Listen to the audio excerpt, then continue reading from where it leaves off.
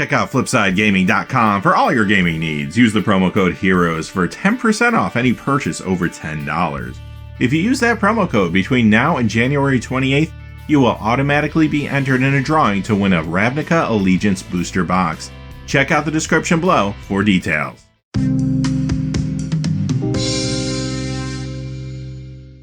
Hey there, this is John from Heroes and Legends, and it is finally upon us, Ravnica Allegiance pre-release weekend. It begins tonight at midnight, goes throughout the weekend, all around the world. And this is a special edition of the Magic the Gathering Market Watch, where we're going to discuss the top 10 Ravnica Allegiance cards you want to open this weekend at the pre-release, from a financial point of view, of course. Quickly before we get started, just a fast reminder, if you check out the description below, you'll find a few ways to support the channel. They're all listed down there. Patreon, there's links for Amazon, links for Flipside Gaming.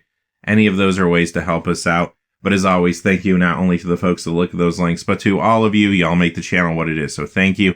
And let's get into it. We're going to be looking at the top 10 highest value Ravnica Allegiance cards currently. Now, of course, these prices will shift in the coming weeks and months, but I do think this video is important to discuss exactly what the values are this weekend going into the event. That way, if you finish your event and you want to make some trades, sell cards back to the store, you won't get pulled into a bad deal. I think it's important that everybody has this information going into the weekend. Number 10, it's Blood Crypt, $8.45. So this is one of two rares that will be on our top 10. Everything else is going to be a mythic, which isn't too surprising early on. Now, the two rares both happen to be shock lands. Blood Crypt being one of them, not too surprising. I mean, a lot of people are thinking about Rakdos aggro as a potential standard build, and I do see a lot of early brews going down that road. So there's some attention on this card.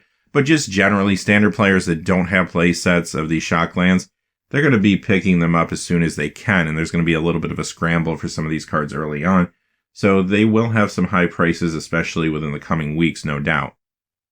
Number 9 is our second shock land. It's Stomping Ground, and this is the most expensive one currently at $8.99. Now, I have seen a lot of pros, a lot of articles about Gruul colors in the upcoming meta, and a lot of that is being driven by the card Rhythm of the Wild, which is not on our list today because it's an uncommon. It's not as expensive as these other cards we're looking at today, but it is a very popular card right now, and it is pushing a lot of interest onto Gruul cards. You're going to see that a little bit later in the video too.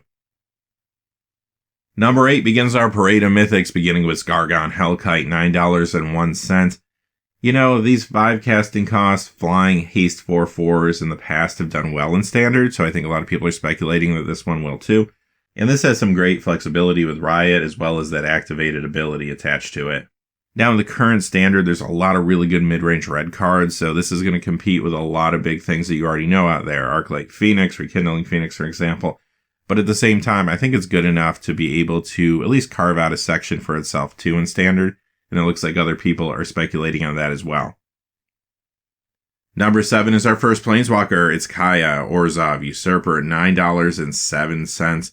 Now she's a 3 casting cost, 3 loyalty Planeswalker. Maybe not as powerful as some recent Planeswalkers like Teferi or Karn. But regardless, whether she works out in standard or not, Planeswalkers are always popular, especially early on, because not only are standard players perhaps looking at these cards, but a lot of casual players will look at the Planeswalkers too. They just get a lot of attention.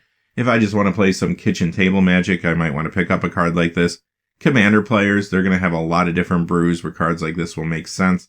So yeah, she's holding a little value currently, but her value over the next few months will be dependent on how much standard play she does see. Number 6, Dovin Grand Arbiter. Almost the same story here, $11.99. Another lower casting cost Planeswalker that has unique abilities. The design on this card, as well as the previous card, I think is really smart. We'll just have to see how that translates into the current standard meta. Now, like I said, though, right now it doesn't really matter. A lot of people who don't play standard are going to be interested in picking up this card. Alright, we entered the top 5 with one of the heavy hitters, Spawn of Mayhem, $14.99. Tons of economy here. 4 casting cost, 4/4 flying trample, even a spectacle cost of 3. Shouldn't be too hard to turn on in a very aggressive build. And also his ability keeps spectacle cards coming later into the game. That's awesome. And he can grow as the game starts to wrap up. Puts pressure on the opponent. Perhaps a really good card in a Rakdos aggro build in standard, and that's what a lot of people are thinking, at least currently. Number 4, we break the $15 mark with Prime Speaker of Anifar, $15.28. A lot of crossover appeal right now for this card. There are people thinking about Modern Brews even with this. Birthing Pod, of course, got banned in Modern. This is a little different. It has some upside and some downside. I mean, it's a little more fragile compared to Birthing Pod because this is a creature. It's also a little harder to get on the battlefield, but once it's on the battlefield, you don't have to pay any mana to activate. So could a Birthing Pod style deck do well again in Modern with this card? Maybe, time will tell. But even if it doesn't, this is already very popular among Commander players who are picking up those Birthing Pod style combos to play in their Commander deck with this. This will definitely be a card that holds value regardless of the play it sees competitively, just because of Commander. Number 3, Angel of Grace at $15.95. Real solid card here too. A 5/4 flash flyer for 5. You kind of had me right there. That could be good enough to see some standard play maybe. And then it has these abilities attached to it too that can protect you. Remember last season, Boros Angels did very well in the format. It tapered off towards the end of the season, but maybe a card like this could revitalize it.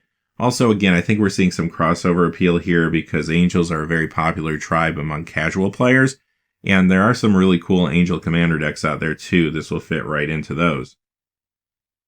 Number 2, Domri, Chaos Bringer, $15.98, the most expensive of the 3 Planeswalkers right now. And this one is a little more substantial. I mean, forecasting costs 5 loyalty. Domri is going to be a presence on the battlefield, and those abilities are great. We talked in the set review that it might be a little touch and go when it comes to protecting itself sometimes, but it kind of gets there in a roundabout way. But regardless, I think there's a lot of attention on this card because the power level does look very tempting for Standard. And again, there's a big focus right now on Gruul builds, and I do think a lot of people are thinking it will slide right into a Gruul Stompy deck. This is one to keep an eye on in the coming weeks for sure. Number 1, Hydroid Crisis at $19.50. All right, this card is crazy. Again, we talked in the set review, you don't even have to spend a lot of mana on this for it to be pretty awesome. Like, if I play this for 6, I'm drawing 2 cards, I'm gaining 2 life, and I'm getting a 4/4 flying trample creature. That's great economy. And then aside from that, the more mana I have to put into it, obviously, the better it gets as time goes on. This feels like a nice Bant control finisher. Maybe you could even work this into a Nexus of Fate deck, perhaps out of the sideboard there. But regardless, I do think this will see standard play. A lot of people are speculating on that as well, as you can see by the price tag here. And it's also just another good commander card, whether you're playing this in a +1/+1 Matters themed deck like an Atraxa deck, or you're just playing it generally. If you have a lot of mana to pour into it, and many times you will in Commander, this thing will be crazy. Alright, having said that, that wraps up our special edition of the Market Watch. Good luck this weekend at the pre-release. Let me know in the comments below, whether it's this video or another one, how your pre-release goes. Love to hear what kind of pulls you get, how your record was. Always good to hear that stuff. Also, tomorrow we'll be doing our Market Watch video as we do every Saturday. And also very soon I'll be getting a Ravnica Allegiance Guild Kit video out to you too. So stay tuned for that.